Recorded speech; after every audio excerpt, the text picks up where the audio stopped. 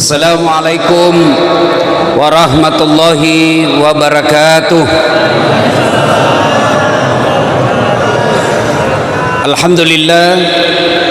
Alhamdulillahi rabbil alamin. Wa bihi nasta'inu ala umurid dunya waddin. Asyhadu an la ilaha illallah wa asyhadu anna Muhammadan abduhu wa rasuluh. Allahumma salli ala sayyidina Muhammad wa ala alihi wa sahbihi ajma'in. Amma ba'd. Ibu bapak, saudara-saudara sekalian teristimewa, alim ulama, ada komandannya Paskas di sini, ada Ustadz Haji Lukman, dan terkhusus yang kita hormati Bapak Wakil Gubernur Provinsi Kalimantan Barat yang insya Allah dimuliakan dan dirahmati oleh Allah Subhanahu wa Ta'ala. Dalam sebuah kisah diriwayatkan Rasulullah Sallallahu Alaihi Wasallam lagi tawaf. Tahu tawaf Pak ya? Keliling Ka'bah. Di depan Nabi ada anak muda ikut tawaf, dan Nabi melihat anak muda ini melepuh pundaknya. Bahasa Bugisnya takalopi lekena, ya, terkelupas pundaknya. Nabi penasaran, diikuti tawaf. Lalu selesai tawaf, Nabi panggil anak muda itu. Anak muda, ta'al, sini dulu anak muda. Ya Rasul, kenapa itu pundakmu nak? Magi lekekmu. Kenapa belakangmu? Ya Rasulullah, saya orang miskin, ibuku sakit, mau sekali beliau umroh. Saya tidak punya budak, saya tidak punya kereta, saya tidak punya onta, saya orang miskin, ibu saya sakit, mau sekali ke Mekah. Maka aku, ya, orang Bugis bilang udengi, kupikul lah, apa sih namanya itu?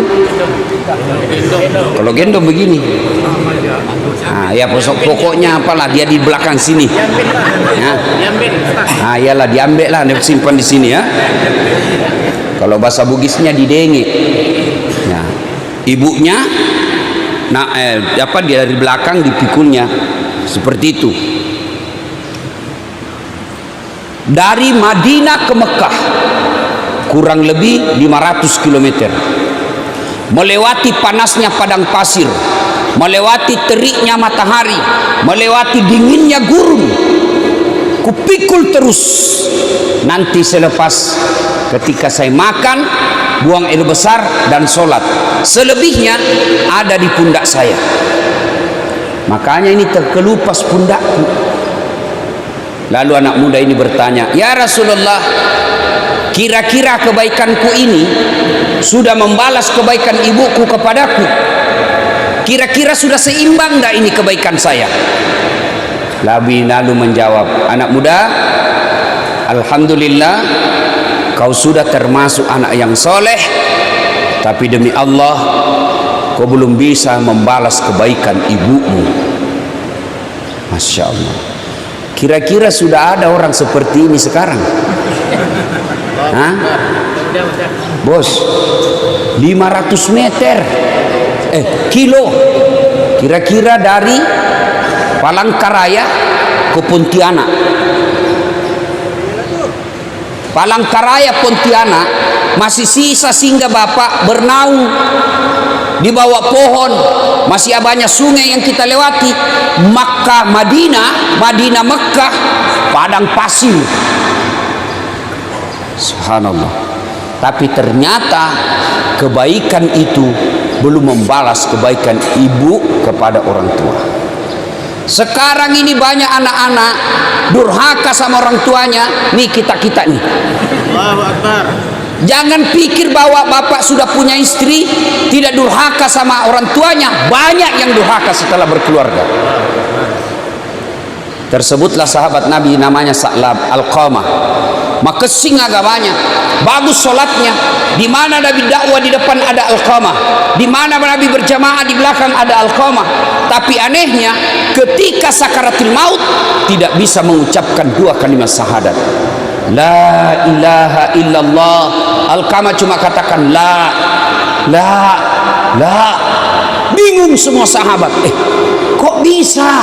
Ini kan baik agamanya, rajin jamaah, bagus Senin Kamisnya. Kok bisa dia? Lapor sama Nabi. Ya Rasulullah, Alqamah sakaratil maut tiba bisa mengucapkan dua kalimat syahadat. Mungkin ada dosanya. Nabi lalu bersabda, "Hai, kau cari bapaknya, cari orang tuanya." Bapaknya sudah meninggal ya Rasul. Cari ibunya. Kau cari ibunya. Cari ibunya ketemu. Lalu si Bilal berkata, "Bu, anakmu si Alqamah lagi sakaratul maut, tidak bisa syahadat. Mungkin ada dosanya sama ibu." Apa kata ibunya? Dia dapat sudah itu. Kurang ngajar memang itu anak.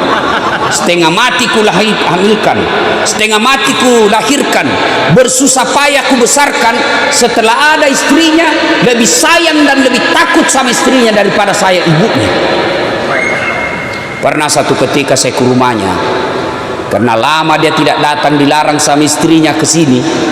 Saya datanglah ke rumahnya. Saya baru ketuk pintunya, saya dengar istrinya bilang, Pak, sembunyi cepat itu kacang, itu mamamu datang." Didengar sama ibunya, tak jadi masuk, nangis ibunya. Pulang. Setelah mendengar ini Nabi berkata, "Masih macilaka itu Alqamah, siksa itu anak, tidak bakal selamat. Panggil ibunya." Panggil ibunya. Kata Nabi, "Bu, maafkan anakmu. Saya tidak mau ya Rasul, kurang ngajar itu anak. Maafkan, saya tidak mau. Tidak selamat ini anakmu kalau kau tidak maafkan. Biar saja, kurang ajar." Jalan satu-satunya kalau begitu, lebih baik saya bakar api di dunia daripada apinya neraka yang bakar. Bapak tahu namanya api? Api itu 4 tingkatan. Pertama, api warna merah. Bapak pernah lihat orang merokok? Pernah? Bukan pernah, bapak yang merokok. Coba isap. Nah, itu yang merah. Yang merokok saya doakan berhenti kau merokok. Kamu caci-caci 9 naga, kamu caci-caci itu, tapi kau beli rokoknya. Kalau kau mau kasih bangkrut mereka, berhenti kau merokok.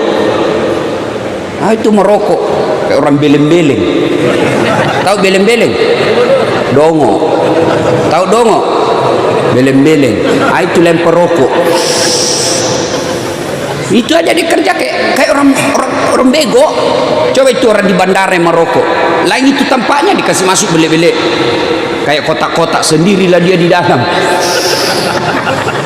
Itu aja dikerja 5 menit. Sekali-kali isap kunyah.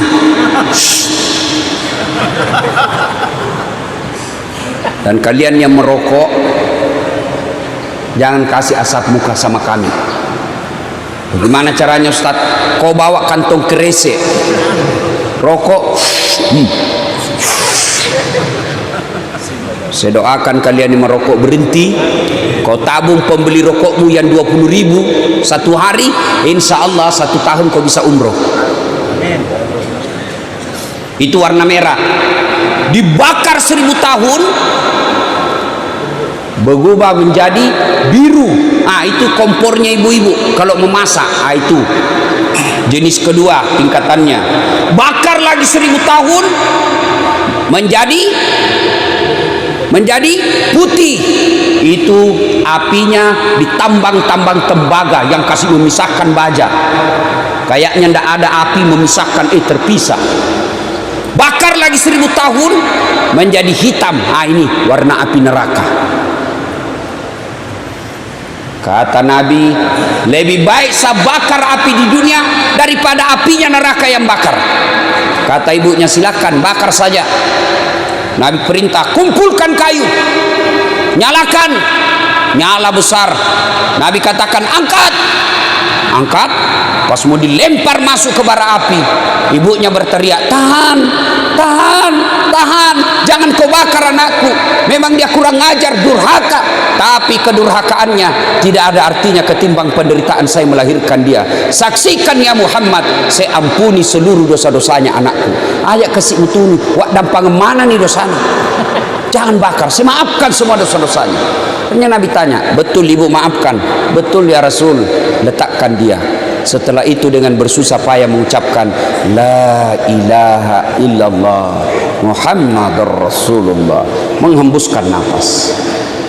Alqamah, sahabat Nabi, hidup sesama dengan Nabi, didoakan oleh Nabi, tidak bisa selamat karena sakaratil maut, karena waktu dia hidup durhaka sama ibunya. Ini bapak-bapak, kadangkala saya heran sama guru, sama ulama, kau cium tangannya,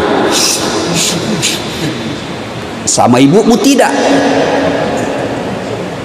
sama gubernur, sama mamamu tidak, dongok, sama wali kota tidak.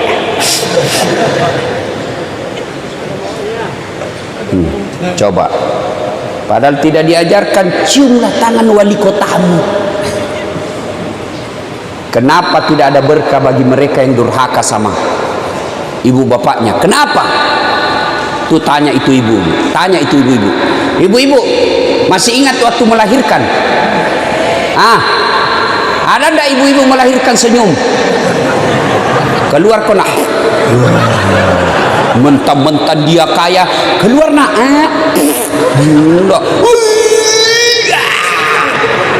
dia kerahkan semua tenaganya. Tidak sedikit ibu-ibu wafat melahirkan anaknya. Saya baru-baru baca kisah kemarin, berpuluh-puluh tahun setelah menikah tidak punya anak. Segala macam cara dilakukan, alhamdulillah hamil. Setelah hamil, konsultasi ke dokter. Setelah itu rahimnya alhamdulillah selamat.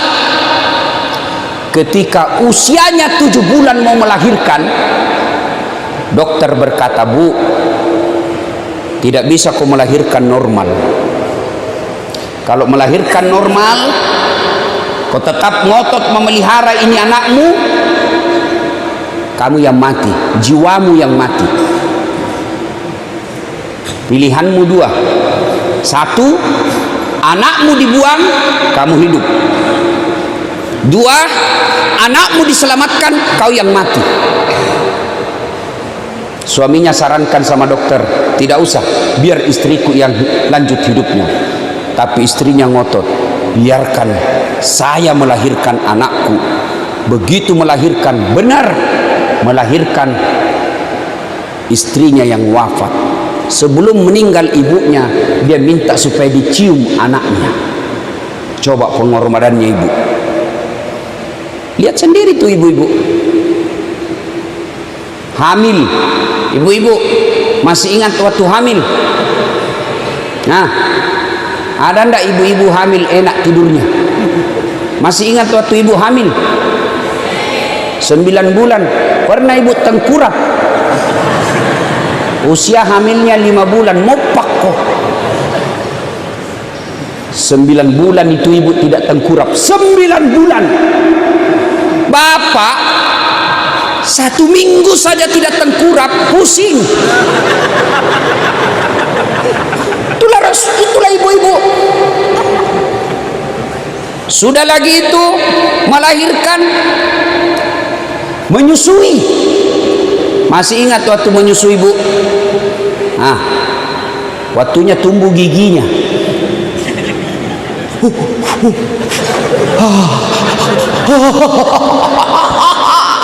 Coba ada ibu-ibu menyusui anaknya digigit. Kok gigit saya?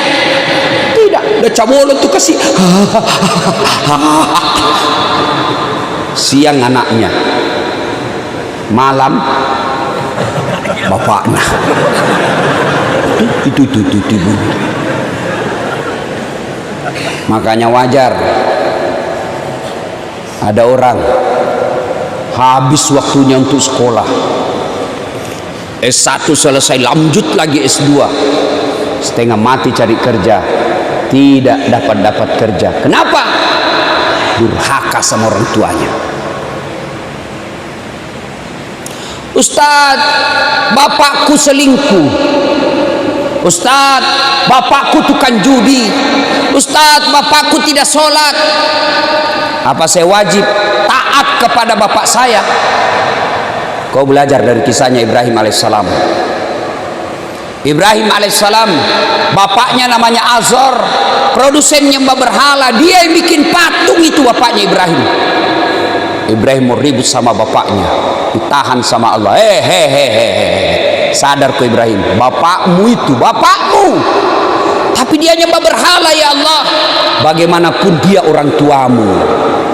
Jangan kau ribut sama orang tuamu. Kau yang keluar dari desamu, keluar kau dari desamu, jangan kau lawan bapakmu. Itu Ibrahim. Sekarang kita coba lihat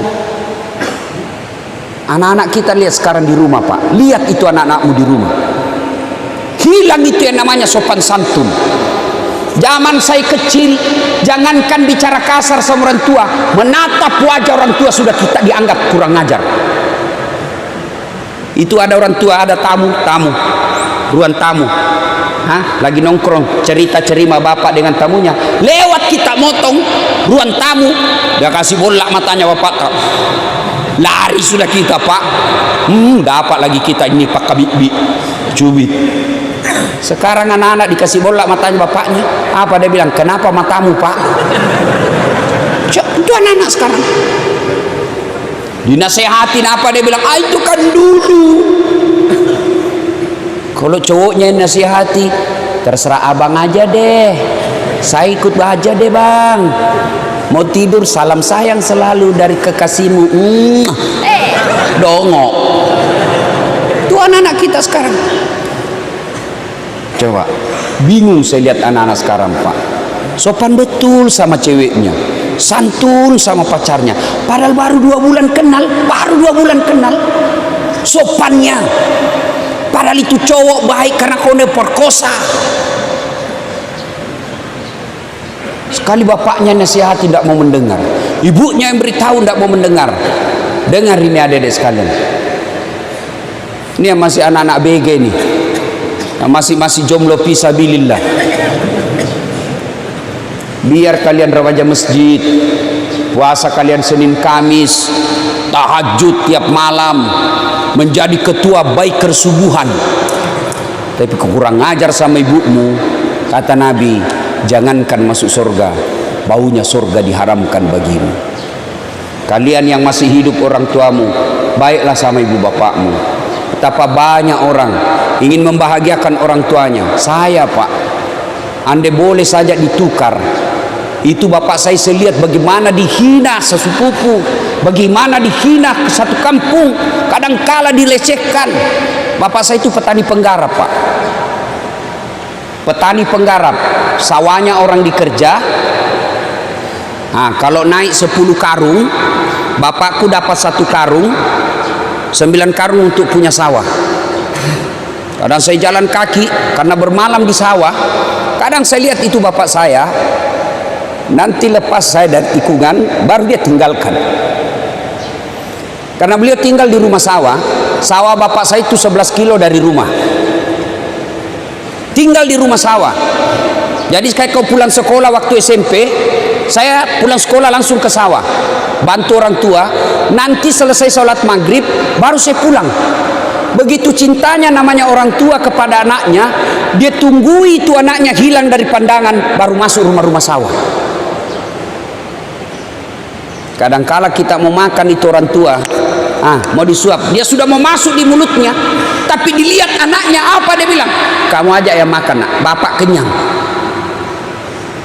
Sayang, 1000 sayang bapak saya tidak sempat melihat saya seperti sekarang.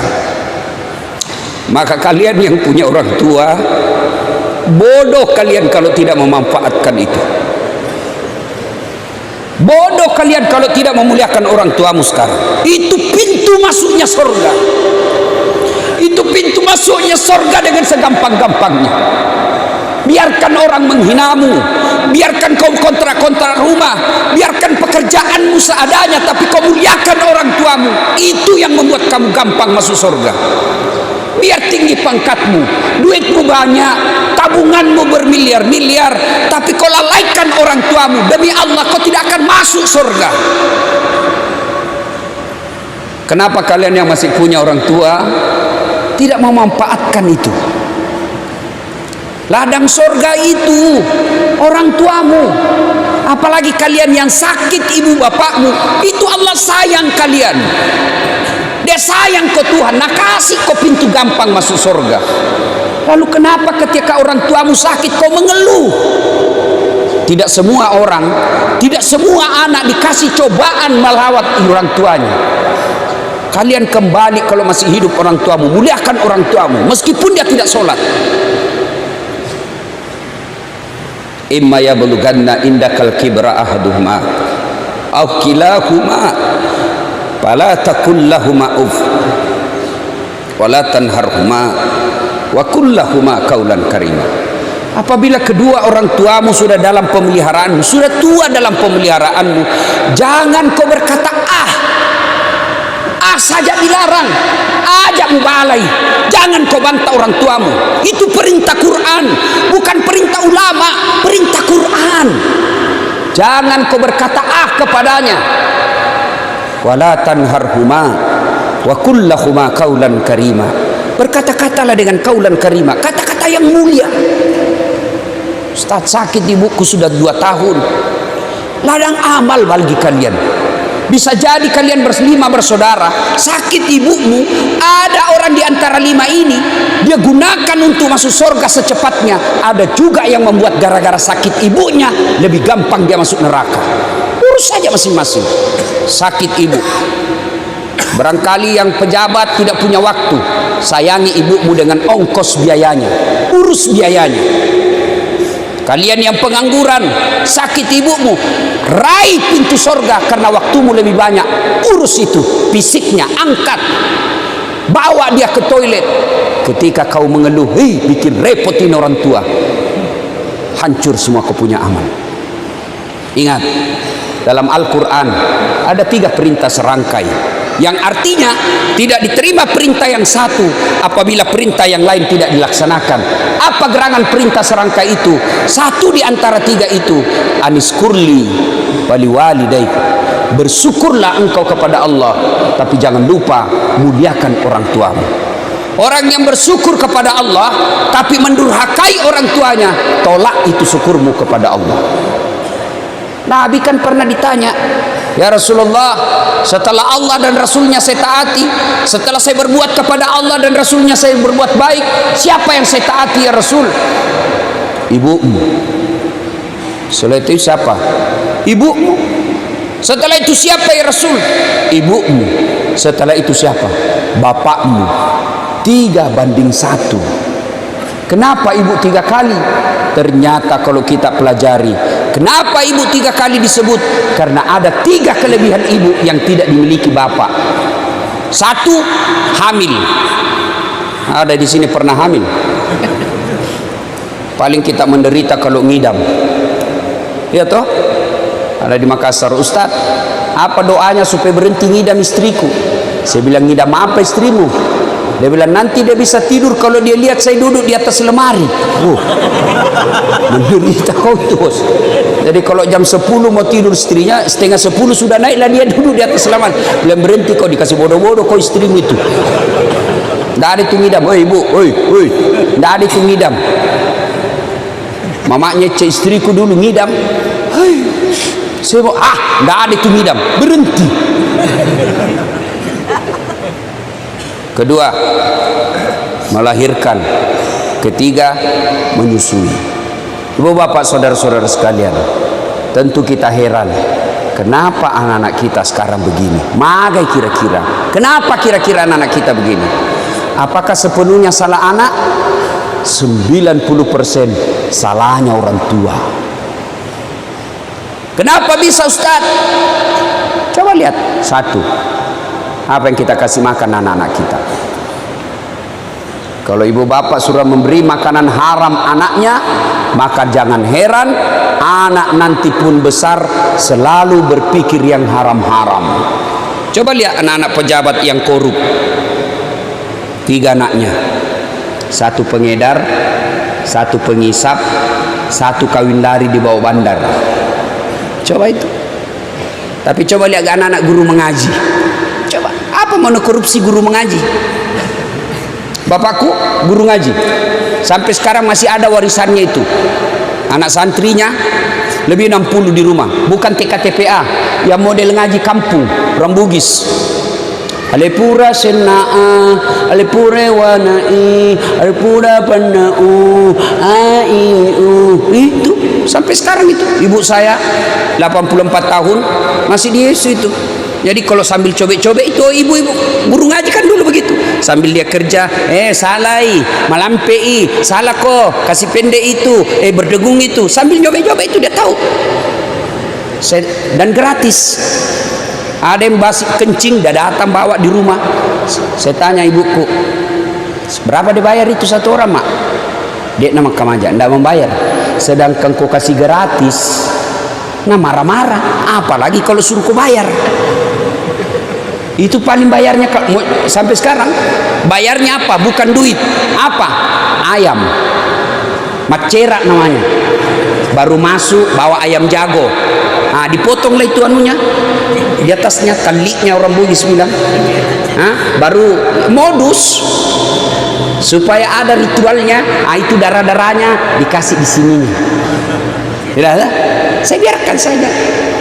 Nah, sudah itu masuk Al-Fatihah, bawa ayam lagi, cerak lagi. Nah, sudah 2 ayamnya. Ya. Dapat Iqra, cerak lagi, ayam lagi. Nah, sudah 3. Naik ke orang besar, ayam lagi, 4 nih. Dapat pertengahannya, cerak lagi, sudah 5. Dapat sajadah, cerak lagi, 6. Tutup Quran selesai hatam, ayam 2. 8 ayamnya.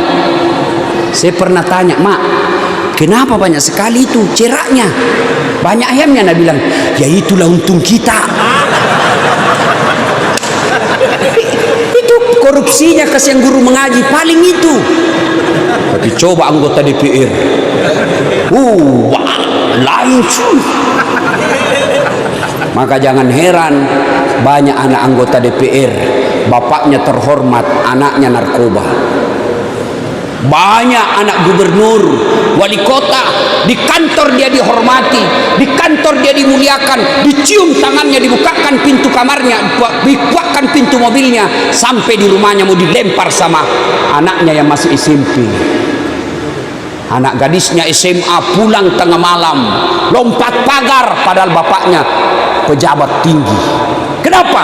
Anaknya dikasih makan uang haram. Maka di situ fungsinya ibu-ibu. Datang suamimu bawa duit, tanya dulu, halal tidak ini? Halal tidak? Pak, biasanya cuma 3 juta ini gajimu. Kenapa hari ini 3,5 juta? Dari mana ini 500? Halal tidak? Kalau halal kasih masuk. Kalau haram tidak mau. Kalau kau mau mencuri, kau aja yang makan. Itu baru istri yang hebat. Bisa ibu? Woi, woi. Bisa 500.000, bisa 15 juta, bengkok mukamu. Ya? 2, cara didik anak. Belajar di surah Luqman ayat 14 dan seterusnya. Ya bunayya la tusyrik billah, jangan kau serikatkan Allah.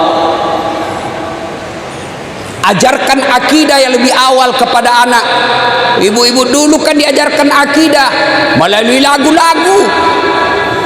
Katakan Tuhan itu satu, itu akidah. Topi saya bundar, bundar topi saya. Nah ganti tuh ibu-ibu dulu. Tuhan saya Allah, Allah Tuhan saya. Kalau bukan Allah, bukan Tuhan saya. Itu dulu lagunya ibu-ibu dulu begitu. Masuk Rajab, 27 Rajab Nabi Muhammad diisrakan dari Masjidil Haram ke Masjidil Aqsa. Itu lagu-lagu dulu. Kalau lagu-lagunya ibu-ibu sekarang, la la la la la la, panggil aku si Jablay, abang jarang pulang, aku jarang dibelai. Itu sudah, karena waktu yang terbatas. Pertanyaan, Ustaz, saya ini baru hijrah. Orang tua dulu saya permalukan, tidak pernah itu. Orang tua saya teteskan air matanya, tapi tidak sempat saya melihat saya sekarang hijrah. Sudah di alam kubur ibu bapak saya. Bagaimana cara saya berbuat baik? Satu, doakan orang tuamu. Apa doanya? Sederhana, Allahumma gfirli wali walidayya warhamhuma kama rabbayani shaghira. Itu saya tidak hafal itu Ustaz. Tidak usah kau bahasa Arab, bahasa Indonesia saja. Tidak ada kewajiban berdoa pakai bahasa Arab. Daripada kau bahasa Arab salah ucap, salah sebut, tidak tahu artinya, bingung malaikat. Dia bilang malaikat, apa maksudnya ini apa? Dia mau doakan mamanya, dia doa minta hujan. Bingung kan malaikat. Tidak usah bahasa Arab. Ya Allah, ampuni dosa kedua orang tuaku, terima amal ibadahnya, lipat gandakan segala kebaikannya, lapangkan kuburnya, jadikanlah kuburnya menjadi taman-taman surga. Daripada kau bahasa Arab tidak tahu. Boleh juga bapak berdoa begini, ya Allah, engkau sudah tahu apa yang ku mau, kabulkan. Selesai. Daripada ini banyak juga kesalahan kita yang ada pembaca-baca doa di kuburan. Banyak kan yang baca-baca doa di kuburan. Ternyata setelah saya dengar-dengar, banyak yang tidak tahu bahasa Arab. Datanglah ini ibu-ibu gaul, baju hitam, kacamata hitam, roknya hitam, kudungnya hitam, payungnya hitam, gaya. Bacakan doa mamaku. Nah, dibacalah doa itu penjaga-jaga kubur. Allahumma gfirli, amin, wali walidayya, amin, warhamhuma kama rabbayani shaghira, amin. Dalam hatiku, wah kasihannya ini ibu. Dia kira ibunya didoakan, padahal ibunya itu Pak Ustaz nabak. Allahumma gfirli, ya Allah ampuni dosaku. Kata ibu di belakang, amin. Ku dosanya yang baca doa. Wali walidayya, kedua orang tuaku, amin. Dosanya yang baca doa. Sudah dikasih duit, dikasih pisang, suruh doakan mama kita, mamanya dia doakan. Doakan. Yang kedua, cara berbuat baik kepada orang tua, bersedekah atas nama orang tua. Tuh, ada itu. Ini makanya tadi yang edarkan celengan terlalu cepat kau edarkan. Baru saya mau bahas ini sudah selesai. Coba kalau saya bahas ini selesai sudah, ini lewat. Nah itu coba kalau tadi ya, bisa dilihat mana yang pelit. Kalau celengan lewat itu kan bapak-bapak pura-pura ndak lihat. Lewat baru. Saya mau orang tuaku sejuk kuburnya Ustaz. Kirim pembeli AC di masjid. Saya mau orang tuaku terang kuburnya, bayar lampunya masjid tiap bulan, terang itu kuburnya orang tuamu. Saya mau orang tuaku spring bed, kirim kau pembeli spring bed ke panti asuhan. Tuh ada untuk orang tuamu. Ada yang bilang tidak sampai Ustaz, ada yang bilang tidak sampai. Mau saya buktikan bahwa sedekah sampai ke orang meninggal? Mau saya buktikan? Mau? Ada yang mau saya buktikan? Angkat tangan. Saya buktikan. Itu ada mau. Matilah kau, saya kirim kau sedekah. Yang ketiga, mengunjungi karib kerabatnya. Mengunjungi karib kerabatnya. Ibu bapak saudara-saudara sekalian, banyak yang ingin kita sampaikan, tapi waktu yang sangat terbatas. Mohon maaf, saya harus segera ke bandara karena pesawat saya jam pukul 6 pagi mau ke Jambi. Kalau saya ketinggalan pesawat, berantakan acara orang. Demikian, mudah-mudahan ada manfaat.